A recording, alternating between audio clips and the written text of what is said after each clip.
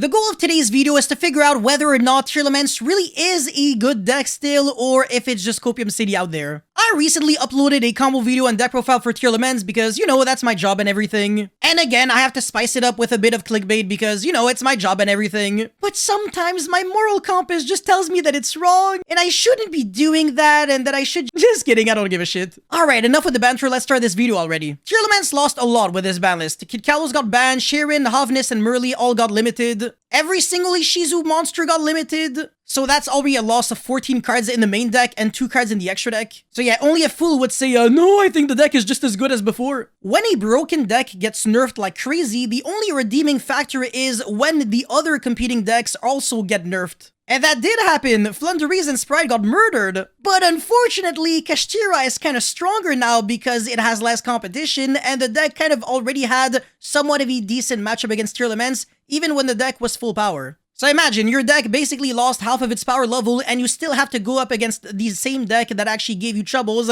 when you had everything. That doesn't sound very good for Tearlaments. Now again, if I can be completely honest here, I will tell you that outside of the Kashtira matchup, Tearlaments really isn't that bad. You can still put up some big boards, Dweller, Baguska, Redoer, get a bunch of trap cards because you can still search with Scream, or by recycling back with Heartbeats. But again, the deck got way less consistent, and it's actually really hard to triple fuse on turn 1 because all the names are just one-ofs. Tearlaments used to be so good that even its biggest Kryptonite wasn't even that great against it, but now it kinda seals the deal. The amount of options that you have decreased drastically, and also your likelihood of accessing them. Again, instead of searching your counter trap with Kid Kalos, you have to rely on milling the Scream, and that's just RNG based. So if luck is not on your side, you're fucked. The deck is now way more RNG than it's ever been. And for everyone saying that Tearlaments was always an RNG based deck, I completely disagree. The deck was so consistent and mathematically and inherently designed to mill well, and also kind of trigger names even if you get unlucky, that it didn't even matter if your mills were ass. But now it kinda does matter a lot.